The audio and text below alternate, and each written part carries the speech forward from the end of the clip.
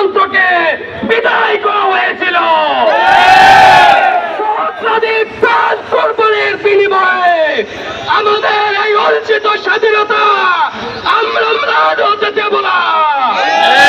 সম্মানিত উপস্থিতি, আপনারা জানেন স্বাধীনতা অর্জনের চেয়ে রক্ষা করা কঠিন।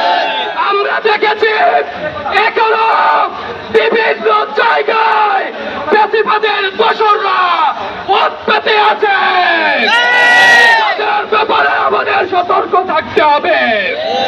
উপদেষ্টা পরিষদ ইন্টারিম গভর্নমেন্টের প্রতি আমরা আহ্বান রাখতে চাই, বিপ্লবের 1 বছর পেরিয়ে গেলেও আমরা এখনো বিচারের কোন অগ্রসরতা দেখছি না। অবিলম্বে দ্রুত সময়ের মধ্যে আওয়ামী লীগের বিচার সম্পন্ন করতে হবে।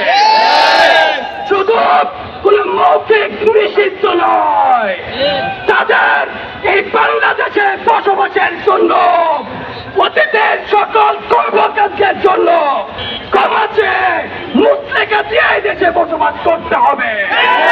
সম্মানিত উপস্থিতি, আগামীতে আওয়ামী লীগের যে কোনো অপতৎপরতাকে সংঘবদ্ধভাবে মোকাবেলার আহ্বান জানাচ্ছি।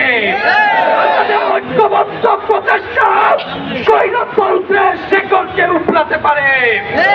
আমাদের ঐক্যবদ্ধ প্রচেষ্টা আগামীতে কোনো ফ্যাসিবাদের উদ্ধার করতে দেবে না। আমরা এক জুলুমতন্ত্র থেকে জাতিকে মুক্ত করেছি, আর এক জুলুমতন্ত্রকে আনার জন্য নতুন কোন ফ্যাসিবাদ চাঁদাবাদদের এই ঠাই এদেশে হবে না। সর্বোপরি এদেশের স্বাধীনতার সার্বভৌমত্ব রক্ষার জন্য আমাদেরকে অত্যন্ত প্রহরীর ভূমিকা পালনের আহ্বান জানিয়ে আমি আমার কথা এখানে শেষ করছি। ইনকিলাব জিন্দাবাদ।